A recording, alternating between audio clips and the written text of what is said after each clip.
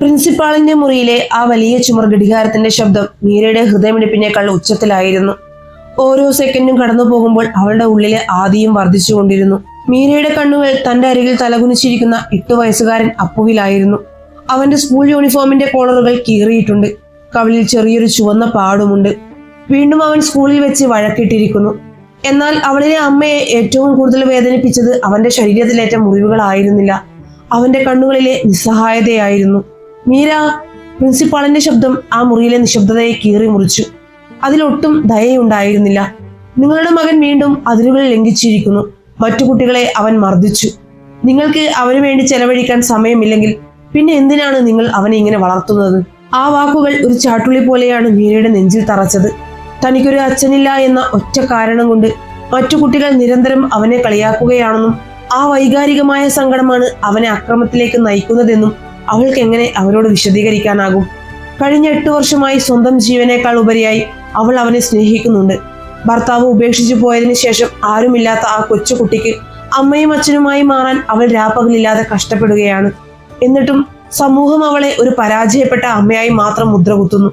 നിങ്ങളുടെ ഉപദേശങ്ങൾ എനിക്ക് ആവശ്യമില്ല എന്ന് മാത്രം കറുത്ത മുഖത്തോടെ പറഞ്ഞുകൊണ്ട് അവൾ അപ്പുവിന്റെ കൈകൾ മുറുകെ പിടിച്ച് ആ മുറിയിൽ നിന്നിറങ്ങി. ഉള്ളിൽ പൊട്ടിക്കരയാൻ തുടങ്ങുന്ന ഒരമ്മയെ അവൾ അതിവിദഗ്ധമായി മറച്ചു പിടിച്ചു. സ്കൂളിന്റെ പടവുകളിൽ ഇറങ്ങുമ്പോൾ പുറത്ത് നല്ല കോരിച്ചൊരിയുന്ന മഴയായിരുന്നു. എങ്ങനെയെങ്കിലും വേഗം ഓഫീസിൽ എത്തണം. ഇതിനകം തന്നെ സമയം ഒരുപാട് വൈകിയിരിക്കുന്നു. മഴയത്ത് കാറിനടുത്തേക്ക് ഓടിയെത്തി കീ തിരിച്ചെങ്കിലും അതൊരു നിരാശപ്പെടുത്തുന്ന ശബ്ദം മാത്രം പുറപ്പെടുവിച്ച് നിശ്ചലമായി. വണ്ടി കേടായിരിക്കുന്നു. ദൈവമേ, ഇപ്പോൾ വേണ്ട! അവൾ അറിയാതെ പിറുപിറുത്തു പോയി. വീണ്ടും വീണ്ടും ശ്രമിച്ചിട്ടും കാർ സ്റ്റാർട്ടാകാതെ വന്നപ്പോൾ സ്റ്റിയറിംഗ് വീലിൽ തലവെച്ച് അവൾ അല്പനേരം കണ്ണുകൾ അടച്ചിരുന്നു. തന്റെ ജീവിതവും ഈ കാറ് പോലെ എവിടെയോ സ്തംഭിച്ചു പോയിരിക്കുന്നു എന്ന് അവൾക്ക് തോന്നി. പെട്ടെന്ന് തന്നെ സ്വയം നിയന്ത്രിച്ച് റോഡിലിറങ്ങി ഒരു ഓട്ടോ വിളിച്ച് അവൾ നഗരത്തിലെ തിരക്കുകളിലേക്ക് നീങ്ങി. ഓഫീസിന്റെ വലിയ ഗ്ലാസ് വാതിലുകൾ തള്ളി തുറക്കുമ്പോൾ അവൾ വല്ലാതെ കിതയ്ക്കുന്നുണ്ടായിരുന്നു. നനഞ്ഞൊട്ടിയ വസ്ത്രങ്ങളോടെ അകത്തേക്ക് കയറിയ അവളെ കാത്തിരുന്നത് അവൾ ഭയപ്പെട്ടിരുന്ന ആ കാഴ്ച തന്നെയായിരുന്നു. കമ്പനിയുടെ മാനേജറായ മാധവൻ സാർ കൈകൾ മാറിൽ പിണച്ചുകെട്ടി വലിയൊരു കൊടുങ്കാറ്റിന് മുൻപുള്ള ശാന്തതയോടെ അവൾക്ക് മുന്നിൽ നിൽക്കുന്നുണ്ടായിരുന്നു. മീര, നീ വീണ്ടും വൈകിയിരിക്കുന്നു. അയാളുടെ ശബ്ദം ആ ഓഫീസ് ഫ്ലോറിൽ മുഴുവൻ മുഴങ്ങി. സഹപ്രവർത്തകരെല്ലാവരും അവരുടെ കമ്പ്യൂട്ടർ സ്ക്രീനുകളിൽ നിന്ന് കണ്ണെടുത്ത് അവളെ തന്നെ നോക്കി. മാധവൻ സാർ, എന്നോട് ക്ഷമിക്കണം. എന്റെ മോൻ സ്കൂളിൽ ചെറിയൊരു പ്രശ്നമുണ്ടാക്കി. പിന്നെ മഴയത്തെന്റെ വണ്ടിയും വഴിയിൽ കേടായി, അതാണ്. അവളുടെ വാക്കുകൾ മുറിഞ്ഞുപോയി. മതി, നിർത്ത്! അയാൾ കൈ ഉയർത്തി അവളെ തടഞ്ഞു. ഭർത്താവില്ലാത്ത ഒരുവളെ ജോലിക്കെടുത്തത് തന്നെ എന്റെ ഏറ്റവും വലിയ തെറ്റാണ്. നിങ്ങൾക്ക് എപ്പോഴും നിങ്ങളുടേതായ 1000 പ്രശ്നങ്ങൾ ഉണ്ടാകും. എന്റെ കമ്പനിക്ക് ഇതൊന്നും സഹിക്കാൻ കഴിയില്ല. നിന്നെ ജോലിയിൽ നിന്ന് പിരിച്ചുവിട്ടിരിക്കുന്നു. ഭൂമി പിളർന്ന് താഴേക്ക് പോകുന്നത് പോലെ മീരയ്ക്ക് തോന്നി. ജോലി പോയാൽ തന്റെയും മകന്റെയും ഭാവി എന്താകുമെന്ന ചിന്ത അവളെ പരിഭ്രാന്തിയിലാക്കി. ദയവായി അങ്ങനെ പറയരുത് സാർ. എനിക്ക് ഈ ജോലി വളരെ പ്രധാനപ്പെട്ടതാണ്. ഞാൻ ഇനി ഒരിക്കലും വൈകില്ല. അവളുടെ സ്വരത്തിൽ അപേക്ഷയുണ്ടായിരുന്നു.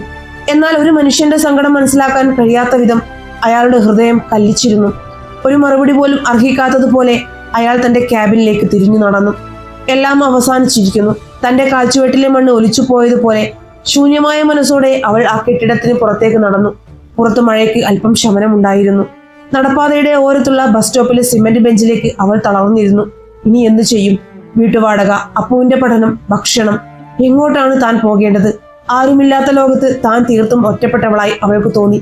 നിയന്ത്രിക്കാൻ ശ്രമിച്ചിട്ടും അവളുടെ കണ്ണുകളിൽ നിന്ന് ചുടുചോര പോലെ കണ്ണുനീർ ഒഴുകിയിറങ്ങി. നിങ്ങളുടെ ബോസ് ഒരു വലിയ ദുഷ്ടനാണെന്ന് തോന്നുന്നു. അപ്രതീക്ഷിതമായി പിന്നിൽ നിന്ന് കേട്ട ആ പുരുഷ ശബ്ദം അവളെ പെട്ടെന്ന് ഞെട്ടിച്ചു.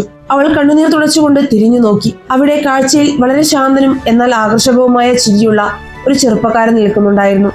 അവൻ അവളുടെ അവസ്ഥ കണ്ടിട്ട് സഹതപിക്കാൻ വന്നതാണെന്ന് അവൾ കരുതി. എന്നെ വെറുതെ വിടൂ, എനിക്ക് ആരുടെയും സഹതാപം ആവശ്യമില്ല, അവൾ മുഖം വെട്ടി തിരിച്ച് ദേഷ്യത്തോടെ പറഞ്ഞു. അവളുടെ മുൻകാല അനുഭവങ്ങൾ പുരുഷന്മാരെ അകറ്റി നിർത്താനാണ് അവളെ പഠിപ്പിച്ചത്. എന്നാൽ അവൻ അവിടെ നിന്നും പോകാൻ തയ്യാറായിരുന്നില്ല. അവൻ ഒന്നുകൂടി അവൾക്കരികിലേക്ക് നീങ്ങി നിന്നു. നിങ്ങൾക്ക് സഹതാപം ആവശ്യമില്ലായിരിക്കാം എന്നെനിക്ക് ഉറപ്പുണ്ട്. പക്ഷേ നിങ്ങൾക്ക് വിശക്കുന്നുണ്ടാകാം. നമുക്കടുത്തുള്ള കോഫി ഷോപ്പിൽ പോയി എന്തെങ്കിലും കഴിച്ചാലോ? അവന്റെ വാക്കുകളിലെ ആത്മാർത്ഥതയോ അതോ അവനിലെ നിഷ്കളങ്കതയോ എന്താണെന്നറിയില്ല. അവൾ അവനെ ഒന്ന് സൂക്ഷിച്ചു നോക്കി.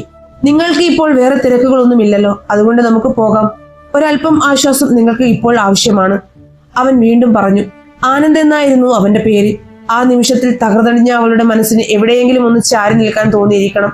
ഒരിക്കലും അപരിചിതർക്ക് മുന്നിൽ വാതിൽ തുറക്കാത്ത അവൾ അവനൊപ്പം നടക്കാൻ തീരുമാനിച്ചു. തന്റെ ജീവിതം മാറ്റിമറിക്കാൻ പോകുന്ന ഒരു തീരുമാനമാണ് താൻ എടുക്കുന്നതെന്ന് ആ നിമിഷം അവൾ അറിഞ്ഞിരുന്നില്ല. തണുത്തുറഞ്ഞ അവളുടെ ജീവിതത്തിലേക്ക് അവനൊരു ഇളം വെയിൽ പോലെ കടന്നു വരികയായിരുന്നു. ചാറ്റൽ മഴയുടെ നേരിയ തണുപ്പുള്ള ആ സായാഹ്നത്തിൽ നഗരത്തിലെ ആ ചെറിയ കോഫി ഷോപ്പിന്റെ ഒരു മൂലയിലുള്ള മേശയ്ക്കരികിൽ മീരയും ആനന്ദും മുഖാമുഖം ഇരുന്നു. പുറത്തു മഴയുടെ താളം ഒരു നേരിയ സംഗീതം പോലെ കേൾക്കാമായിരുന്നു. ആവി പറക്കുന്ന 2 കപ്പ് കാപ്പി അവർക്ക് മുന്നിൽ മേശപ്പുറത്ത് വെക്കപ്പെട്ടു. കാപ്പിപ്പൊടിയുടെ രൂക്ഷവും എന്നാൽ ഹൃദ്യവുമായ സുഗന്ധം ആ മുറിയിലാകെ നിറഞ്ഞു നിന്നിരുന്നു. കഴിഞ്ഞ കുറെ മണിക്കൂറുകളായി തന്റെ ജീവിതത്തിൽ സംഭവിച്ച ദുരന്തങ്ങളുടെ ഭാരം മീരയുടെ മുഖത്ത് അപ്പോഴും നിഴലിച്ചിരുന്നു. ജോലി നഷ്ടപ്പെട്ടതിന്റെ ആഘാതം, അപ്പുവിന്റെ ഭാവി, നാളെയെക്കുറിച്ചുള്ള ഉത്കണ്ഠ എല്ലാം അവളുടെ മനസ്സിനെ വരിഞ്ഞു മുറുക്കുകയായിരുന്നു. എന്തിനാണ് നിങ്ങൾ എന്നെ ഇങ്ങോട്ട് കൂട്ടിക്കൊണ്ടുവന്നത്? എന്നെ മുൻപരിചയം പോലുമില്ലാത്ത നിങ്ങൾക്ക് എന്നിൽ നിന്ന് എന്താണ് വേണ്ടത്? മീരയുടെ സ്വരത്തിൽ അപ്പോഴും ഒരുതരം പ്രതിരോധത്തിന്റെ കവചമുണ്ടായിരുന്നു. സ്വന്തം സങ്കടങ്ങൾ മറ്റൊരാളുടെ മുന്നിൽ തുറന്നു കാട്ടാൻ അവൾക്ക് വലിയ മടിയായിരുന്നു. ആനന്ദ് വളരെ ശാന്തമായി അവളുടെ കണ്ണുകളിലേക്ക് നോക്കി. അവന്റെ മുഖത്തെ ആ നിഷ്കളങ്കമായ പുഞ്ചിരി അപ്പോഴും മാഞ്ഞിരുന്നില്ല. എനിക്ക് നിങ്ങളിൽ നിന്ന് പ്രത്യേകിച്ച് ഒന്നും വേണ്ട മീര. ജീവിതത്തിൽ ചിലപ്പോഴൊക്കെ നമ്മൾ വല്ലാതെ ഒറ്റപ്പെട്ടു പോയി എന്ന് തോന്നുന്ന നിമിഷങ്ങൾ ഉണ്ടാകും. അപ്പോൾ കേൾക്കാൻ ഒരു കാതുണ്ടെങ്കിൽ, ആശ്വാസത്തിന്റെ ഒരു വാക്ക് പറയാൻ ഒരാളുണ്ടെങ്കിൽ അതൊരു വലിയ കാര്യമാണ്. നിങ്ങളെ കണ്ടപ്പോൾ എനിക്കെന്തോ അങ്ങനെ തോന്നി. പിന്നെ നിങ്ങളുടെ മുഖത്തെ ആ സങ്കടം എനിക്ക് സഹിക്കാൻ കഴിഞ്ഞില്ല. ആ വാക്കുകളിൽ ഒരുതരം കാന്തിക ശക്തിയുണ്ടായിരുന്നു. വർഷങ്ങളായി താൻ അനുഭവിച്ചുകൊണ്ടിരിക്കുന്ന ഏകാന്തതയുടെ മഞ്ഞുപാളികൾ ആ വാക്കുകളുടെ ചൂടിൽ അല്പാൽപമായി ഉരുകുന്നത് പോലെ മീരയ്ക്ക് തോന്നി. സംസാരം പതുക്കെ അപ്പുവിലേക്ക് വഴിമാറി. അപ്പുവിന്റെ സ്കൂളിലെ പ്രശ്നങ്ങളും അവന് അച്ഛനില്ലാത്തത് കൊണ്ട് നേരിടേണ്ടി വരുന്ന ഒറ്റപ്പെടലുകളും അവന്റെ ദേഷ്യവുമെല്ലാം അവൾ അവനോട് പങ്കുവെച്ചു. എല്ലാം കേട്ടുകഴിഞ്ഞപ്പോൾ ആനന്ദിന്റെ കണ്ണുകളിലും ഒരു നേരിയ നൊമ്പരം നിഴലിച്ചു. അപ്പുവിന് ഫുട്ബോൾ കളിക്കാൻ ഇഷ്ടമാണോ? ആനന്ദ് പെട്ടെന്ന് ചോദിച്ചു. അതെ, അവന് ഫുട്ബോൾ ജീവനാണ്. പക്ഷെ കളിക്കാൻ അവന് കൂട്ടുകാരില്ല. അവനെ പരിശീലിപ്പിക്കാൻ എനിക്ക് കഴിയുകയുമില്ല. മീര നെടുവീർപ്പോടെ പറഞ്ഞു. എങ്കിൽ ഞാൻ അവനെ പരിശീലിപ്പിക്കാം. കോളേജ് കാലത്ത് ഞാൻ അത്യാവശ്യം നല്ലൊരു ഫുട്ബോൾ കളിക്കാരനായിരുന്നു. എന്റെ വൈകുന്നേരങ്ങൾ വെറുതെ കളയുന്നതിൽ നല്ലതല്ലേ അവനൊപ്പം കുറച്ചു സമയം ചിലവഴിക്കുന്നത്? ആനന്ദിന്റെ ആ നിർദ്ദേശം മീരയെ അത്ഭുതപ്പെടുത്തി. എന്നാൽ അവളിലെ പഴയ മീര പെട്ടെന്ന് ഉണർന്നു. അതൊന്നും വേണ്ട. ജീവിതത്തിൽ പരാജയപ്പെട്ടു നിൽക്കുന്ന ഒരുവൾക്ക് മുന്നിൽ ഒരു ഹീറോ ആകാനുള്ള നിങ്ങളുടെ ശ്രമമാണോ ഇത്? സങ്കടം അഭിനയിച്ച് എന്റെയും എന്റെ മകന്റെയും ജീവിതത്തിലേക്ക് കടന്നു വന്ന് ഒടുവിൽ ഞങ്ങൾക്ക് ആവശ്യമുള്ളപ്പോൾ നിങ്ങൾ ഉപേക്ഷിച്ചു പോവില്ല എന്ന് എന്താണ് ഉറപ്പ്? ഞങ്ങൾക്ക് ആരുടെയും ഔദാര്യം വേണ്ട. മീരയുടെ വാക്കുകളിൽ പഴയ ഭർത്താവ് നൽകിയ മുറിവുകളുടെ വേദനയുണ്ടായിരുന്നു. ആനന്ദ് ഒട്ടും കുലുങ്ങിയില്ല. മീര, നിങ്ങൾ ഒരു തോറ്റവളാണെന്ന് എനിക്ക് തോന്നിയിട്ടേയില്ല. നിങ്ങൾ വളരെ ശക്തയായ ഒരു സ്ത്രീയാണ്. പിന്നെ നല്ലൊരു ബന്ധം എന്നത് ഉപേക്ഷിച്ചു പോകാനുള്ളതല്ല, ചേർത്തു പിടിക്കാനുള്ളതാണ്. എനിക്ക് അപ്പുവിനെ ഒന്ന് കാണണം, അവനൊപ്പം കളിക്കണം. അതിന് മാത്രം നിങ്ങൾ എന്നെ അനുവദിക്കുമോ? അവന്റെ ആ ചോദ്യത്തിന് മുന്നിൽ മീരയുടെ എല്ലാ പ്രതിരോധങ്ങളും തകർന്നു വീണു. അവൾ അറിയാതെ തലകുലിക്ക് സമ്മതിച്ചു. പിറ്റേ ദിവസം വൈകുന്നേരം നഗരത്തിനടുത്തുള്ള ആ ചെറിയ മൈതാനത്ത് അവർ ഒത്തുകൂടി. അപ്പു ആദ്യം ആനന്ദിനോട് വലിയ താല്പര്യമൊന്നും കാണിച്ചില്ല. എന്നാൽ മൈതാനത്ത് പന്തുമായി ഇറങ്ങിയ ആനന്ദ് തന്റെ മാന്ത്രികമായ കാലടികൾ കൊണ്ട് വളരെ പെട്ടെന്ന് തന്നെ ആ 8 വയസ്സുകാരന്റെ ഹൃദയം കീഴടക്കി. പന്ത് പാസ് ചെയ്യാനും ഗോൾ അടിക്കാനുമുള്ള തന്ത്രങ്ങൾ അവൻ അപ്പുവിന് പറഞ്ഞു കൊടുത്തു. ഗ്രൗണ്ടിന്റെ ഒരു മൂലയിൽ ഇരുന്ന് ഇതൊക്കെ നോക്കിക്കാണുന്ന മീരയുടെ കണ്ണുകൾ നിറയുന്നുണ്ടായിരുന്നു. വർഷങ്ങൾക്ക് ശേഷമാണ് തന്റെ മകൻ ഇത്രയും ഉച്ചത്തിൽ ചിരിക്കുന്നത് അവൾ കാണുന്നത്. അവന്റെ മുഖത്തെ ദേഷ്യവും വാശിയും എങ്ങോട്ടോ പോയി മറിഞ്ഞിരിക്കുന്നു. ആനന്ദ് അവനൊരു പരിശീലകൻ മാത്രമായിരുന്നില്ല. അവന് നഷ്ടപ്പെട്ട വാത്സല്യം നൽകുന്ന വലിയൊരു ജ്യേഷ്ഠനെ പോലെയോ അല്ലെങ്കിൽ ഒരച്ഛനെ പോലെയോ അവൾക്ക് അനുഭവപ്പെട്ടു. തുടർന്നുള്ള ദിവസങ്ങളിൽ ആ മൈതാനത്തെ കൂടിക്കാഴ്ചകൾ അവരുടെ ജീവിതത്തിന്റെ ഭാഗമായി മാറി. വൈകുന്നേരങ്ങൾക്കായി മീരയും അപ്പവും കാത്തിരിക്കാൻ തുടങ്ങി. ആനന്ദിന്റെ സാന്നിധ്യം ആ കൊച്ചു കുടുംബത്തിലേക്ക് വലിയൊരു വസന്തമാണ് കൊണ്ടുവന്നത്. പുതിയൊരു ജോലി കണ്ടെത്താൻ ആനന്ദ് മീരയെ സഹായിച്ചു. അപ്പുവിന്റെ സ്വഭാവത്തിൽ വലിയ മാറ്റങ്ങൾ വന്നു തുടങ്ങി. അവൻ സ്കൂളിൽ വഴക്കിന് പോകാതെയായി. കൂടുതൽ സന്തോഷവാനായി കാണപ്പെട്ടു. ആനന്ദ് അങ്കിൾ പറഞ്ഞിട്ടുണ്ട് നല്ല കുട്ടികൾ ദേഷ്യപ്പെടില്ല എന്ന്. അപ്പു ഇടയ്ക്കിടെ മീരയോട് പറയാൻ തുടങ്ങി. താൻ സ്വയം പണിതുയർത്തിയ ഏകാന്തതയുടെ കോട്ടകൾ തകർന്നു വീഴുന്നത് മീര അറിഞ്ഞു. ആനന്ദിന്റെ ഓരോ ചിരിയിലും അവൻ അപ്പുവിനെ സ്നേഹത്തോടെ ചേർത്ത് പിടിക്കുന്ന ഓരോ നിമിഷത്തിലും മീരയുടെ ഹൃദയം അവനിലേക്ക് കൂടുതൽ അടുക്കുകയായിരുന്നു. അവർ ഒരുമിച്ചിരിക്കുമ്പോൾ പുറത്തുനിന്നൊരാൾ നോക്കിയാൽ സ്നേഹം നിറഞ്ഞൊരു കൊച്ചു കുടുംബമാണെന്നേ തോന്നുകയുള്ളൂ. തന്റെ ജീവിതത്തിലേക്ക് സന്തോഷം തിരികെ വന്നുവെന്ന് അവൾ വിശ്വസിച്ചു തുടങ്ങി. ആനന്ദിനെ പൂർണ്ണമായും വിശ്വസിക്കാൻ അവളുടെ മനസ്സ് തയ്യാറെടുത്ത് കഴിഞ്ഞിരുന്നു. എന്നാൽ വിധിയുടെ വിളയാട്ടങ്ങൾ അവിടെ അവസാനിച്ചിരുന്നില്ല. പ്രതീക്ഷിക്കാത്ത നേരത്ത് പെയ്യുന്ന വേനൽ മഴ പോലെ അവളുടെ ശാന്തമായ ജീവിതത്തിലേക്ക് വീണ്ടും ഇരുണ്ട കാർമേഘങ്ങൾ കടന്നു വരികയായിരുന്നു. ആനന്ദിന്റെ മേലുള്ള അവളുടെ വിശ്വാസത്തെ വേരോടെ പിഴുതെറിയാൻ പോന്ന വലിയൊരു ദുരന്തം അവരെ കാത്തിരിപ്പുണ്ടായിരുന്നു. കാലത്തിന്റെ ചുവരെഴുത്തുകൾ ചിലപ്പോൾ നമ്മൾ വായിക്കാൻ മറന്നുപോകും. മീരയുടെ ജീവിതത്തിൽ സംഭവിച്ചതും അതുതന്നെയായിരുന്നു. ആനന്ദിന്റെ കടന്നുവരവ് അവളുടെ ഇരുണ്ട ലോകത്ത് 1000 സൂര്യന്മാർ ഒന്നിച്ചുദിച്ചതുപോലെയുള്ള പ്രകാശമാണ് നൽകിയത്. പുതിയ ജോലിയുടെ തിരക്കുകൾക്കിടയിലും അവളുടെ മനസ്സിൽ സമാധാനത്തിന്റെ ഇളം കാറ്റ് വീശിക്കൊണ്ടിരുന്നു. ആനന്ദ് അവർക്ക് വെറും ഒരു ഫുട്ബോൾ പരിശീലകനോ സുഹൃത്തോ മാത്രമായിരുന്നില്ല. ആ കൊച്ചു വീടിന്റെ വലിയൊരു നെടുന്തൂണായി അവൻ ഇതിനകം മാറിക്കഴിഞ്ഞിരുന്നു. മൂവരും ഒന്നിച്ചുള്ള സായാഹ്ന നടത്തങ്ങളും കൊച്ചു കൊച്ചു തമാശകളും മീരയുടെ ഉള്ളിലെ അമ്മയ്ക്കും അതീതമായ ആ പഴയ പെൺകുട്ടിയെ വീണ്ടും ഉണർത്തി. തനിക്കൊരു തണലുണ്ടെന്നും തന്നെ ചേർത്ത് പിടിക്കാൻ കരുത്തുള്ള ഒരു കൈയുണ്ടെന്നുമുള്ള തോന്നൽ അവളിൽ പറഞ്ഞറിയിക്കാനാവാത്ത സുരക്ഷിതത്വം നിറച്ചു. പുരുഷന്മാരെ അവിശ്വസിച്ചിരുന്ന അവൾ തന്റെ ഹൃദയത്തിന്റെ വാതിലുകൾ പൂർണ്ണമായും ആനന്ദിനായി തുറന്നിട്ടിരുന്നു. കുടുംബം എന്ന സങ്കല്പം അവളിൽ വീണ്ടും തളർത്തു തുടങ്ങി. എന്നാൽ വിധി അവർക്കായി കാത്തുവെച്ചത് മറ്റൊന്നായിരുന്നു. അവളുടെ ആത്മാവിനെ തന്നെ പിടിച്ചുലയിക്കുന്ന ഒരു വലിയ ദുരന്തം. ഒരു വ്യാഴാഴ്ച ഉച്ചതിരിഞ്ഞ സമയം. പുറത്ത് കടുത്ത വേനൽ ചൂട് കത്തി നിൽക്കുന്നു. എങ്കിലും ഓഫീസിലെ എയർ കണ്ടീഷൻ ചെയ്ത മുറിയിലിരുന്ന് മീര തന്റെ കമ്പ്യൂട്ടറിലെ ഫയലുകളിൽ മുഴുകിയിരിക്കുകയായിരുന്നു. അപ്പോഴാണ് മേശപ്പുറത്തിരുന്ന ഫോൺ വലിയ ശബ്ദത്തോടെ അലറിയത്. അപരിചിതമായൊരു നമ്പറായിരുന്നു അത്. എന്തോ ഒരു ദുസ്സൂചന പോലെ അവളുടെ നെഞ്ചൊന്ന് പിടഞ്ഞു. വിറയ്ക്കുന്ന കൈകളോടെ അവൾ ഫോൺ എടുത്തു. മറുതലയ്ക്കിൽ നിന്നുള്ള ശബ്ദം കേട്ടതും അവളുടെ തലച്ചോറിലേക്കുള്ള രക്തയോട്ടം നിലച്ചതുപോലെ അവൾക്ക് അനുഭവപ്പെട്ടു. മീര, ഞാൻ സിറ്റി ഹോസ്പിറ്റലിൽ നിന്നാണ് വിളിക്കുന്നത്. അപ്പുവിന് ചെറിയൊരു അപകടം പറ്റിയിട്ടുണ്ട്. സ്കൂളിൽ വെച്ച് കുട്ടികൾ തമ്മിൽ വലിയൊരു അടിപിടിയുണ്ടായി. അവനെ ഇവിടെ അഡ്മിറ്റ് ചെയ്തിരിക്കുകയാണ്. നഴ്സിന്റെ വാക്കുകൾ പൂർണ്ണമായി കേൾക്കുന്നതിന് മുമ്പ് തന്നെ ഫോൺ അവളുടെ കൈകളിൽ നിന്ന് താഴേക്ക് വീണിരുന്നു. ചവിട്ടി നിൽക്കുന്ന ഭൂമി രണ്ടായി പിളർന്നു മാറുന്നത് പോലെ അവൾക്ക് തോന്നി. യാന്ത്രികമായി ബാഗും എടുത്ത് ഭ്രാന്തിയെ പോലെ അവൾ ആശുപത്രിയിലേക്ക് പാഞ്ഞു. ആശുപത്രിയുടെ ഇടനാഴികളിലൂടെ ഓടുമ്പോൾ അവളുടെ ശ്വാസം നിലച്ചതുപോലെയായി. ഉയർത്തൊലിച്ച മുഖവുമായി അവൾ അത്യാഹിത വിഭാഗത്തിന്റെ മുന്നിലെത്തി. വാതിൽ പതുക്കെ തുറന്നപ്പോൾ അവൾ കണ്ട കാഴ്ച അവളുടെ നെഞ്ചു നെടുകെ പിളർക്കുന്നതായിരുന്നു. വെളുത്ത വിരിയിട്ട കട്ടിലിൽ നെറ്റിയിൽ വലിയൊരു ബാൻഡേജുമായി മുഖമാകെ ചതവുകളോടെ തളർന്നു കിടക്കുന്ന അപ്പു. അവളുടെ പ്രാണന്റെ പാതിയാണ് അവിടെ ചോരയൊലിച്ച് കിടക്കുന്നത്. എന്റെ മോനെ എന്ന് ഉച്ചത്തിൽ അലറിക്കരഞ്ഞുകൊണ്ട് അവൾ അവന്റെ അടുത്തേക്ക് ഓടിയെടുത്തു. അവനെ കെട്ടിപ്പിടിച്ച് പൊട്ടിക്കരയുമ്പോൾ അവളുടെ ചുടുകണ്ണീർ അവന്റെ നെഞ്ചിലെ മുറിവുകളെ നനച്ചു. പെട്ടെന്നാണ് ആ മുറിയുടെ ഒരു കോണിൽ നിൽക്കുന്ന രൂപത്തെ അവൾ ശ്രദ്ധിച്ചത്. ആനന്ദ്. അവന്റെ കുപ്പായത്തിലും രക്തക്കറയുണ്ടായിരുന്നു. അവന്റെ മുഖത്ത് വല്ലാത്തൊരു കുറ്റബോധവും സങ്കടവും നീളിച്ചിരുന്നു. മീരയുടെ ഉള്ളിലെ സങ്കടം പെട്ടെന്ന് വലിയൊരു അഗ്നിപർവ്വതം പോലെ ദേഷ്യമായി മാറി. അവളുടെ കണ്ണുകളിൽ തീപ്പൊരി പാർന്നത് പോലെ തോന്നി. എന്താണ് ഇവിടെ സംഭവിച്ചത്? എന്റെ മോനെ ഈ അവസ്ഥയിൽ കണ്ടിട്ടും നീ എന്താ എന്നെ വിളിക്കാതിരുന്നത്? മീരയുടെ ശബ്ദം ആ മുറിയിലാകെ പ്രതിധ്വനിച്ചു. അതിൽ സങ്കടത്തെക്കാളേറെ നിരാശയും ദേഷ്യവും കലർന്നിരുന്നു. ആനന്ദ് അവളെ സമാധാനിപ്പിക്കാൻ ശ്രമിച്ചുകൊണ്ട് അടുത്തേക്ക് വന്നു. മീര, നീ ഒന്ന് ശാന്തമാകൂ. അപ്പുവിന് പേടിക്കാൻ മാത്രമുള്ള കുഴപ്പമൊന്നുമില്ല. സ്കൂളിൽ വെച്ച് അവനെ കളിയാക്കുന്ന ആ വലിയ കുട്ടികൾ അവനെ വീണ്ടും ആക്രമിച്ചു. അവൻ ആദ്യം വിളിച്ചത് എന്നെയാണ്. ഞാനാണ് അവനെ ഇവിടെ കൊണ്ടുവന്നത്. നിന്നെ ഓഫീസിൽ വെച്ച് പരിഭ്രാന്തിയിലാക്കണ്ട എന്ന് കരുതിയാണ് ഞാൻ. നിർത്ത്. മീര കൈ ഉയർത്തി അലറി. അവളുടെ കണ്ണുകൾ ചുവന്നു തുടുത്തിരുന്നു. എന്നെ പരിഭ്രാന്തിയിലാക്കേണ്ട എന്നോ? ഞാനാണ് അവന്റെ അമ്മ. ഞാൻ മാത്രമാണ് അവന്റെ അമ്മ. അവന് എന്തു സംഭവിച്ചാലും ഈ ലോകത്ത് ആദ്യം അറിയേണ്ടത് ഞാനാണ്. നീ ആരാണ് എന്റെ സ്ഥാനത്ത് തീരുമാനങ്ങൾ എടുക്കാൻ? എന്റെ കുഞ്ഞിന്റെ കാര്യത്തിൽ ഇടപെടാൻ നിനക്ക് എന്ത് അവകാശമാണുള്ളത്? അവളുടെ വാക്കുകൾ മൂർച്ചയുള്ള അമ്പുകൾ പോലെയാണ് ആനന്ദിന്റെ നെഞ്ചിൽ തറച്ചത്. മീര, ഞാൻ അവനെ ഒരു മകനെ പോലെ. വേണ്ട, ഒന്നും പറയണ്ട. മീര അവനെ തടഞ്ഞു. നീ അവന് ഫുട്ബോൾ പഠിപ്പിക്കുന്നു. അവനൊരു കരുത്തനായ പുരുഷനെ പോലെ പ്രതികരിക്കാൻ പഠിപ്പിക്കുന്നു. നിന്റെ കൂട്ടു ലഭിച്ചത് കൊണ്ടാണ് അവൻ വീണ്ടും ഈ വഴക്കിനൊക്കെ പോയത്. എന്റെ കുഞ്ഞിനെ എന്നിൽ നിന്ന് അകറ്റുകയാണോ നീ? അവനെ വീണ്ടും പഴയതുപോലെ അക്രമിയാക്കി മാറ്റുകയാണോ? ആനന്ദ് തീർത്തും നിസ്സഹായനായി നിന്നു. മീര, നീ എന്നെ വല്ലാതെ തെറ്റിദ്ധരിച്ചിരിക്കുകയാണ്. ഞാൻ അവനെ വഴക്കടിക്കാനല്ല പഠിപ്പിച്ചത്. അനീതി കണ്ടാൽ ഭയന്നോടാതെ സ്വയം പ്രതിരോധിക്കാൻ മാത്രമാണ് ഞാൻ അവനോട് പറഞ്ഞത്.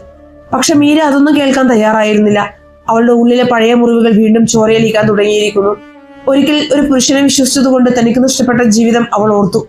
പുരുഷന്മാരെ വിശ്വസിക്കാൻ പാടില്ല എന്ന അവളുടെ പഴയ തീരുമാനം എത്ര ശരിയായിരുന്നു എന്ന് അവൾക്ക് ഇപ്പോൾ തോന്നി. ആരുമില്ലാതെ സ്വന്തം കാലിൽ നിന്നപ്പോൾ താൻ സുരക്ഷിതയായിരുന്നു. ആനന്ദിനെ വിശ്വസിച്ചതോടെ തനിക്ക് നിയന്ത്രണം നഷ്ടപ്പെട്ടുവെന്ന് അവൾ ഉറപ്പിച്ചു. എല്ലാം എന്റെ തെറ്റാണ്. അവൾ പല്ലിറുമ്മിക്കൊണ്ട് പറഞ്ഞു. നിന്നെ വിശ്വസിച്ചതാണ് ഞാൻ എന്റെ ജീവിതത്തിൽ ചെയ്ത ഏറ്റവും വലിയ തെറ്റ്. എന്റെ ജീവിതത്തിന്റെ നിയന്ത്രണം ഞാൻ മറ്റൊരാളെ, അതും നിന്നെ പോലെ ഒരാളെ ഏൽപ്പിക്കാൻ പാടില്ലായിരുന്നു. നീ കാരണം എന്റെ മോന്റെ ജീവൻ വരെ അപകടത്തിലായി. ഇനി നിന്നെ എന്റെയോ എന്റെ മോന്റെയോ പരിസരത്ത് കണ്ടുപോകരുത്. എനിക്കും അവനും ആരുടെയും സഹായം ആവശ്യമില്ല. Get out of my life. അവൾ വാതിലിന് നേരെ വിരൽ ചൂണ്ടി ദേഷ്യത്താലും സങ്കടത്താലും വിറച്ചുകൊണ്ട് പറഞ്ഞു. ആനന്ദിന്റെ ഹൃദയം നുറങ്ങുന്നത് പോലെ അവന് തോന്നി. താൻ ജീവന് തുല്യം സ്നേഹിച്ച, സംരക്ഷിക്കാൻ ആഗ്രഹിച്ച ആ പെൺകുട്ടിയുടെ വായിൽ നിന്ന് ഈ കടുത്ത വാക്കുകൾ കേൾക്കേണ്ടി വരുമെന്ന് അവൻ സ്വപ്നത്തിൽ പോലും കരുതിയിരുന്നില്ല. അമ്മേ, ആനന്ദ് അങ്കിൾ അങ്ങനെയല്ല. അങ്കിൾ എന്നെ രക്ഷിക്കുകയാണ് ചെയ്തത്. കട്ടിലിൽ കിടന്നുകൊണ്ട് അപ്പു കരഞ്ഞുകൊണ്ട് എന്തോ പറയാൻ ശ്രമിച്ചെങ്കിലും മീര അവനെ കർശനമായി തടഞ്ഞു. നീ മിണ്ടരുത് അപ്പു, അവൾ ശാസിച്ചു.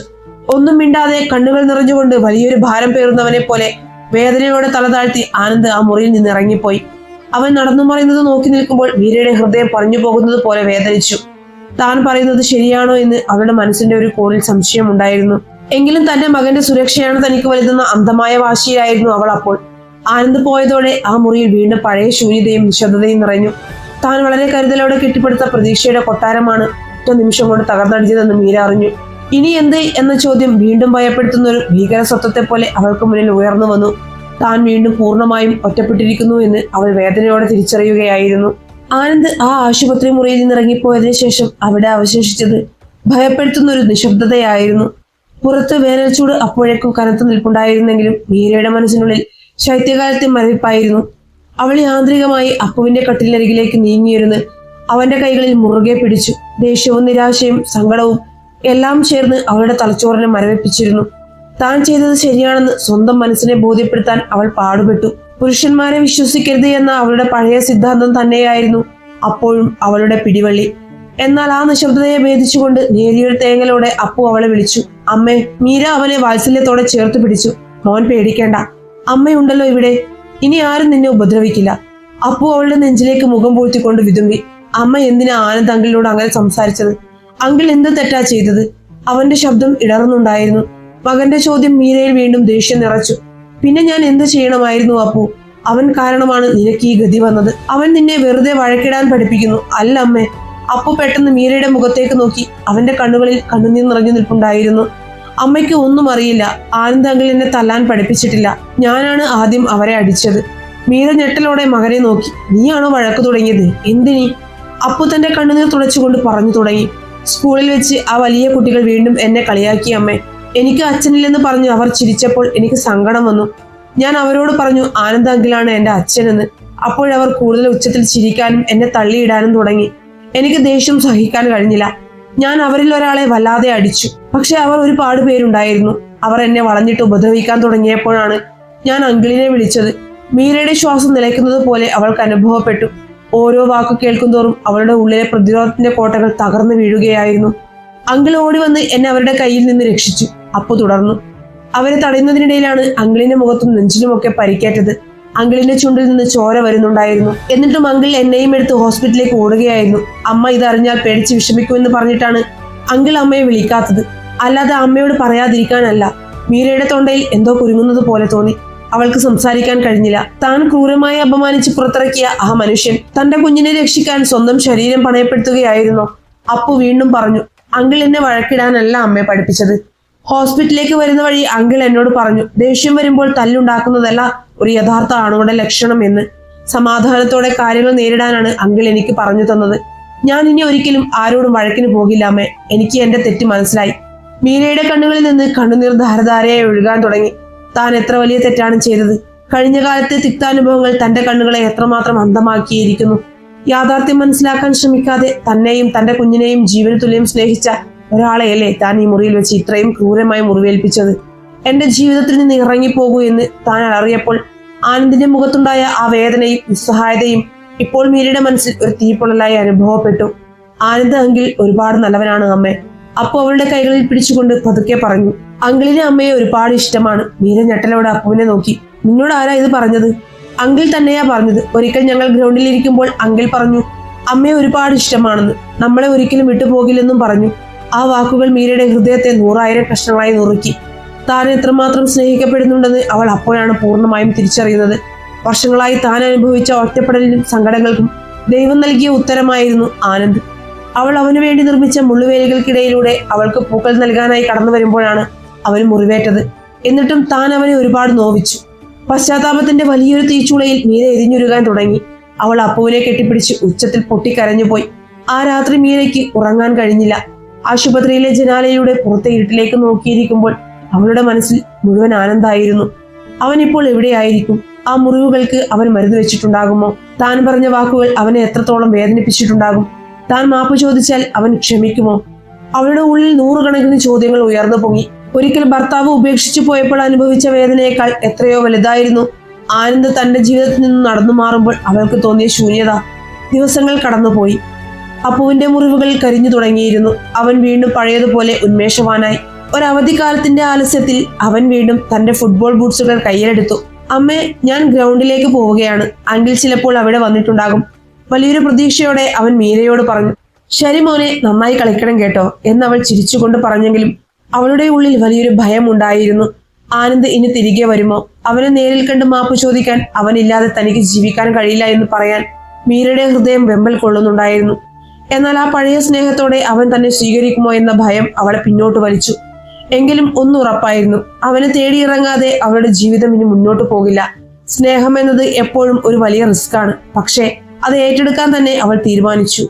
പടിഞ്ഞാറൻ ചക്രവാളത്തിൽ സൂര്യൻ അസ്തമിക്കാൻ തുടങ്ങിയിരുന്നു. പകലിന്റെ വെളിച്ചം പതുക്കെ മാഞ്ഞു തുടങ്ങുകയും നേരിയൊരു ഇരുട്ട് ഭൂമിയെ പുതയ്ക്കുകയും ചെയ്യുന്ന ആ സന്ധ്യാസമയത്ത് മീരയുടെ ഹൃദയമിടിപ്പിന് വല്ലാത്തൊരു വേഗതയുണ്ടായിരുന്നു. അവൾ മൈതാനത്തേക്ക് നടക്കുമ്പോൾ അവളുടെ കാലുകൾ വിറയ്ക്കുന്നുണ്ടായിരുന്നു. ഓരോ ചുവട് വയ്ക്കുമ്പോഴും അവളുടെ ഉള്ളിലെ ഭയം വർദ്ധിച്ചുകൊണ്ടിരുന്നു. താൻ ഇത്രയും നാൾ നെഞ്ചിലേറ്റിയിരുന്ന മുൻവിധികളുടെയും അഹങ്കാരത്തിന്റെയും മതിലുകൾ തകർന്നു വീണിരിക്കുന്നു. ഇപ്പോൾ അവൾ വെറും ഒരു സാധാരണ പെൺകുട്ടിയാണ്. താൻ സ്നേഹിക്കുന്ന പുരുഷനെ നഷ്ടപ്പെടുമോ എന്ന് ഭയക്കുന്ന പശ്ചാത്താപത്താൽ നീറുന്ന ഒരുവൾ. മൈതാനത്ത് എത്തിയപ്പോൾ അവളുടെ കണ്ണുകൾ ആകാംക്ഷയോടെ നാലുപാടും പരതി. അപ്പു ഗ്രൗണ്ടിന്റെ ഒരു മൂലയിൽ പന്തുമായി നിൽപ്പുണ്ടായിരുന്നു. എന്നാൽ അവന്റെ മുഖത്ത് വലിയൊരു നിരാശ നിഴലിച്ചിരുന്നു. അവൻ ഇടയ്ക്കിടെ മൈതാനത്തിന്റെ പ്രവേശന കവാടത്തിലേക്ക് നോക്കുന്നുണ്ട്. ആനന്ദ് വന്നിട്ടില്ല. മീരയുടെ നെഞ്ചിലൊരു പൊള്ളിയാൻ മിന്നി. താൻ ഭയന്നത് തന്നെ സംഭവിച്ചിരിക്കുന്നു. ഇനി അവൻ ഒരിക്കലും തിരികെ വരില്ലേ? താൻ ഏൽപ്പിച്ച മുറിവുകൾ അത്രത്തോളം ആഴമുള്ളതായിരുന്നോ? അവളുടെ കണ്ണുകൾ നിറഞ്ഞൊഴുകാൻ തുടങ്ങി. നിരാശയോടെ അവൾ തിരികെ നടക്കാൻ തുടങ്ങുമ്പോഴാണ് പിന്നിൽ നിന്നൊരു പരിചിതമായ ശബ്ദം അവളുടെ കാതുകളിൽ എത്തിയത്. എന്നെയാണോ അന്വേഷിക്കുന്നത്? മീര ഞെട്ടിത്തിരിഞ്ഞു നോക്കി. അവളുടെ ശ്വാസം ഒരു നിമിഷം നിലച്ചുപോയി. അവിടെ ചുണ്ടിൽ നേരിയൊരു പുഞ്ചിരിയുമായി അസ്തമയ സൂര്യന്റെ വെളിച്ചത്തിൽ ആനന്ദ് നിൽക്കുന്നുണ്ടായിരുന്നു. അവന്റെ മുഖത്ത് ആ പഴയ തെളിച്ചമുണ്ടായിരുന്നു. എന്നാൽ നെറ്റിയിലെ ചെറിയൊരു മുറിവുണങ്ങിയ പാട് അവളുടെ ഹൃദയത്തെ വീണ്ടും കുത്തിനോവിച്ചു. അവനെ കണ്ട നിമിഷം തന്നിലേക്ക് തന്നെ ചുരുങ്ങിക്കൂടിയിരുന്ന മീരയിലെ ആ പെൺകുട്ടിക്ക് നിയന്ത്രണം നഷ്ടപ്പെട്ടു. അവൾ ഓടിച്ചെന്ന് അവന്റെ നെഞ്ചിലേക്ക് വീണ് പൊട്ടിക്കരഞ്ഞു. ചുറ്റുമുള്ള ലോകം അവൾ മറന്നു. അവളുടെ കണ്ണുനീർ അവന്റെ ഷർട്ടിനെ നനച്ചു.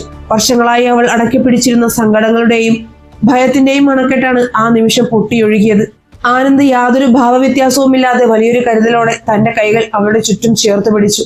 അവന്റെ ആ സ്പർശം അവൾക്കൊരു വലിയ സ്വാതന്ത്ര്യമായിരുന്നു. എന്നോട് ക്ഷമിക്കണം ആനന്ദ്, എന്നോട് ക്ഷമിക്കൂ, അവൾ വിതുമ്പിക്കൊണ്ട് പറഞ്ഞു.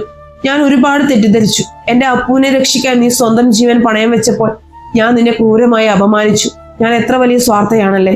ആനന്ദ് പതുക്കെ അവളുടെ മുഖം ഉയർത്തിപ്പിടിച്ചു. ആ കണ്ണുകളിലെ കണ്ണുനീർ സ്വന്തം വിരലുകൾ കൊണ്ട് തുടച്ചു മാറ്റിക്കൊണ്ട് അവൻ പറഞ്ഞു. കരയാതിരിക്കൂ മീര, എനിക്ക് നിന്നോട് യാതൊരു ദേഷ്യവുമില്ല. നീ ഒരു അമ്മയാണ്.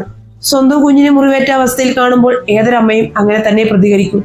അതിൽ നിന്റെ ഭാഗത്ത് ഒരു തെറ്റുമില്ല. അല്ല, എന്റെ ഭാഗത്താണ് തെറ്റ്, മീര അവനെ നോക്കി പറഞ്ഞു. എനിക്ക് ഭയമായിരുന്നു ആനന്ദ്, വല്ലാത്ത ഭയം.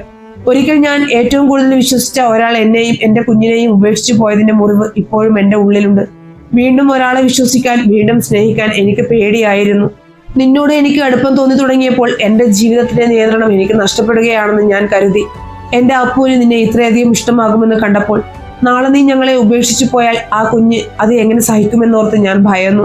ആ ഭയമാണ് എന്നെ കൊണ്ട് അങ്ങനെയൊക്കെ പറയിപ്പിച്ചത്. നീ എന്നെ ഉപേക്ഷിച്ചു പോകുമോ ആനന്ദ്? അവളുടെ വാക്കുകളിൽ ഒരു കൊച്ചുകുട്ടിയുടെ നിസ്സഹായതയുണ്ടായിരുന്നു. ആനന്ദിന്റെ കണ്ണുകൾ അപ്പോൾ ഈറനണിഞ്ഞിരുന്നു. അവൻ അവളുടെ കൈകൾ രണ്ടും തന്റെ കൈകൾക്കുള്ളിലാക്കി മുറുകെ പിടിച്ചു. മീര, നീ ഈ ലോകത്ത് ഏറ്റവും കൂടുതൽ സ്നേഹിക്കുന്ന നിന്റെ കുഞ്ഞിനെയും നിന്നെയുമാണ് എനിക്ക് ലഭിച്ചത്. നിങ്ങൾ രണ്ടുപേരുമാണ് ഇപ്പോൾ എന്റെ ലോകം. എന്നെ പോലെ ഒരാൾക്ക് ഒരിക്കലും ഇത്രയും മനോഹരമായ ഒരു കുടുംബം ലഭിക്കുമെന്ന് ഞാൻ സ്വപ്നത്തിൽ പോലും കരുതിയിരുന്നില്ല. പിന്നെ ഞാൻ എങ്ങനെ നിങ്ങളെ വിട്ടുപോകാനാണ്? അവനൊന്ന് നിശബ്ദനായി നിന്ന് അവളുടെ കണ്ണുകളിലേക്ക് ആഴത്തിൽ നോക്കിക്കൊണ്ട് തുടർന്നു. അപ്പുവിന് ഞാനൊരു അച്ഛനാകാൻ ആഗ്രഹിക്കുന്നു മീര. അവന് മാത്രമല്ല, നിനക്ക് താങ്ങായി തണലായി നിന്റെ ജീവിതകാലം മുഴുവൻ നിന്റെ കൂടെ ഉണ്ടാകാൻ ഞാൻ ആഗ്രഹിക്കുന്നു. നിന്നെ വിട്ടുപോകില്ല എന്ന് എനിക്ക് ഉറപ്പ് തരാൻ കഴിയില്ല. കാരണം മരണം എപ്പോഴാണ് വരുന്നതെന്ന് ആർക്കും അറിയില്ലല്ലോ. പക്ഷെ ഞാൻ ജീവിച്ചിരിക്കുന്ന കാലത്തോളം നിന്നെ ഞാൻ തനിച്ചാക്കില്ല. എന്റെ ജീവന്റെ പാതിയായി നീ എന്റെ കൂടെ ഉണ്ടാകുമോ? എന്നെ വിവാഹം കഴിക്കാമോ? ആ ചോദ്യം മീരയുടെ കാതുകളിൽ ഒരു ദിവ്യ സംഗീതം പോലെയാണ് മുഴങ്ങിയത്. ഇത്രയും കാലം അവൾ അനുഭവിച്ച വേദനകൾക്കും ഏകാന്തതയ്ക്കും കാലം കരുതി വെച്ച ഏറ്റവും മനോഹരമായ സമ്മാനമായിരുന്നു ആ നിമിഷം. അവൾ സന്തോഷം കൊണ്ട് വീണ്ടും കരഞ്ഞുപോയി. അവൾ സമ്മതം സൂചിപ്പിച്ചുകൊണ്ട് തലകുലുക്കി. അപ്പോഴേക്കും ദൂരെ നിന്നും ആനന്ദ് അങ്കിൾ എന്ന് ഉറക്കെ വിളിച്ചുകൊണ്ട് അപ്പു ഓടിയെത്തിയിരുന്നു. അവൻ വന്ന് ആനന്ദിന്റെ കാലുകളിൽ കെട്ടിപ്പിടിച്ചു. ആനന്ദ് അവനെ വാരിയെടുത്ത് നെഞ്ചോട് ചേർത്ത് പിടിച്ചു. അപ്പുവിന്റെ കുഞ്ഞിക്കവളിൽ അവൻ സ്നേഹത്തോടെ ചുംബിച്ചു. മീര ആ കാഴ്ച നോക്കി പുഞ്ചിരിയോടെ നിന്നു. അവളുടെ മനസ്സിലെ അവസാനത്തെ ഇരുട്ടുപാളിയും അവിടെ മാഞ്ഞു പോകുകയായിരുന്നു. സ്നേഹം എപ്പോഴും ഒരു വലിയ റിസ്ക് തന്നെയാണ്. മുൻകാല അനുഭവങ്ങൾ നമ്മെ പലപ്പോഴും ഭയപ്പെടുത്തും, പിന്തിരിപ്പിക്കും. ഹൃദയം വീണ്ടും തകരുമോ എന്ന പേടി ഏവരെയും അലട്ടും. പക്ഷേ ആ റിസ്ക് എടുക്കാൻ തയ്യാറാകുമ്പോൾ മാത്രമാണ് ജീവിതം ഇത്രയും മനോഹരമാണെന്ന് നാം തിരിച്ചറിയുന്നത്. മീര അത് തിരിച്ചറിഞ്ഞു കഴിഞ്ഞിരുന്നു. തന്റെ നഷ്ടപ്പെട്ട വസന്തം ആനന്ദിലൂടെയും അപ്പുവിലൂടെയും അവൾ തിരികെ പിടിച്ചിരിക്കുന്നു. ഇരുണ്ട രാത്രികൾക്ക് ശേഷം വരുന്ന പ്രഭാതം പോലെ അവരുടെ ജീവിതത്തിൽ പുതിയൊരു അധ്യായം അവിടെ തുടങ്ങുകയായിരുന്നു. ആ മൈതാനത്തെ കാറ്റിന് പോലും അന്ന് സ്നേഹത്തിന്റെ ഗന്ധമുണ്ടായിരുന്നു. ജീവിതം ചിലപ്പോൾ വല്ലാത്തൊരു പരീക്ഷണമാണ്. കഴിഞ്ഞ കാലങ്ങളിൽ നൽകിയ കൈപ്പേറിയ അനുഭവങ്ങളും നെഞ്ചിലേറ്റ മുറിവുകളും ഹൃദയത്തിനു ചുറ്റും വലിയൊരു ഇരുമ്പുമതിൽ പണിയാൻ പലപ്പോഴും നമ്മെ പ്രേരിപ്പിക്കാറുണ്ട്. ഒറ്റപ്പെടലിന്റെ വേദനയിൽ ഇനി ഒരിക്കലും ആരെയും വിശ്വസിക്കില്ലെന്ന ഉറച്ച തീരുമാനത്തിൽ സ്വയം ഒരു കോട്ട കെട്ടി അതിനുള്ളിൽ നമ്മൾ നമ്മളെ തന്നെ തളച്ചിടും. വിശേഷിച്ചും സ്വന്തം കുഞ്ഞിനെ മാറോട് ചേർത്ത് ലോകത്തോട് ഒറ്റയ്ക്ക് പോരാടുന്ന ഒരമ്മയ്ക്ക് സമൂഹത്തിന്റെ മുൻവിധികളും കുത്തുവാക്കുകളും താങ്ങാനാവാതെ വരുമ്പോൾ സ്നേഹം എന്നത് വല്ലാതെ ഭയപ്പെടുത്തുന്ന ഒരു വാക്കായി മാറിയേക്കാം. എങ്കിലും ആ കനത്ത ഇരുട്ടിലേക്കും പ്രതീക്ഷയുടെ ഒരു ചെറു വെളിച്ചം എപ്പോഴെങ്കിലും കടന്നു വരും. തീർത്തും അപ്രതീക്ഷിതമായി ഒരു വേനൽ മഴയുടെ കുളിർമയോടെ സ്വാതന്ത്ര്യത്തിന്റെ സ്പർശമുള്ള ഒരാൾ കടന്നു വരുമ്പോൾ നാം പണിതുയർത്തിയ ആ മുള്ളുവേലികൾ പതുക്കെ തകർന്നു വീഴാൻ തുടങ്ങും. എന്നാൽ അപ്പോഴും ഉള്ളിലെ പഴയ ഭയം നമ്മെ വേട്ടയാടും. വീണ്ടും വിശ്വസിച്ചാൽ വീണ്ടും തകർന്നു പോകുമോ എന്ന ഭയം. ആ ഭയത്തിൽ നിന്ന് ജനിക്കുന്ന തെറ്റിദ്ധാരണകൾ പലപ്പോഴും നമ്മെ ഏറ്റവും കൂടുതൽ സ്നേഹിക്കുന്നവരെ തന്നെ അകറ്റി നിർത്താൻ പ്രേരിപ്പിക്കും. സ്വന്തം ജീവൻ പണയം വെച്ചും നമ്മെയും നമ്മുടെ പ്രിയപ്പെട്ടവരെയും സംരക്ഷിക്കാൻ നിൽക്കുന്ന ഒരാളുടെ ആത്മാർത്ഥത കാണാൻ കഴിയാതെ മുൻവിധികളുടെ കണ്ണടകൾ നമ്മെ അന്ധരാക്കിയേക്കാം. എന്നാൽ യാഥാർത്ഥ്യം തിരിച്ചറിയുന്ന നിമിഷം പശ്ചാത്താപത്തിന്റെ തീച്ചുളയിൽ എരിഞ്ഞുരുകുമ്പോൾ മാത്രമാണ് സ്നേഹത്തിന്റെ യഥാർത്ഥ വില നമ്മൾ മനസ്സിലാക്കുന്നത്. സ്നേഹം എന്നത് എപ്പോഴും ഒരു വലിയ റിസ്ക് തന്നെയാണ്. മുൻകാലാനുഭവങ്ങൾ നമ്മെ ഭയപ്പെടുത്തിയേക്കാം. പുതിയൊരു ബന്ധത്തിലേക്ക് ചുവടുവെക്കുമ്പോൾ ഹൃദയം വീണ്ടും തകരുമോ എന്ന് നാം സംശയിച്ചേക്കാം. പക്ഷെ ആ ഭയങ്ങളെ തോൽപ്പിച്ച് വീണ്ടും സ്നേഹിക്കാനും വിശ്വസിക്കാനും തയ്യാറാകുമ്പോൾ മാത്രമാണ് ജീവിതം അതിന്റെ ഏറ്റവും പൂർണ്ണവും മനോഹരവുമായ അർത്ഥം കണ്ടെത്തുന്നത്. മുറിവുകളെ ഭയന്ന് ഇരുട്ടിൽ ഒളിക്കുന്നതിനേക്കാൾ നല്ലത് സ്നേഹമെന്ന ആ വലിയ റിസ്ക് ഏറ്റെടുത്ത് ജീവിതത്തിലേക്ക് പുതിയൊരു വസന്തത്തെ ക്ഷണിച്ചു വരുത്തുന്നതാണ്. കാരണം അത്തരം നിമിഷങ്ങളാണ് സങ്കടങ്ങളുടെ മരുഭൂമിയിൽ സ്നേഹത്തിന്റെ പൂന്തോട്ടങ്ങൾ തീർക്കുന്നത്. അവിടെയാണ് ഒറ്റപ്പെട്ടുപോയ മനസ്സുകൾക്ക് വീണ്ടും ഒരു താങ്ങും തണലും ലഭിക്കുന്നതും ജീവിതം യാഥാർത്ഥ്യമായി തുടങ്ങുന്നതും. ഈ കഥ നിങ്ങൾക്ക് ഇഷ്ടപ്പെട്ടുവെങ്കിൽ തീർച്ചയായും നിങ്ങളുടെ ലൈക്ക് തരാൻ മറക്കരുത്. കൂടെ നിങ്ങളുടെ കമന്റും കൂടെ താഴെ രേഖപ്പെടുത്തുക. അപ്പൊ മറ്റൊരു കഥയുമായി വീണ്ടും കാണും വരെ സ്നേഹത്തോടെ നന്ദി മാത്രം.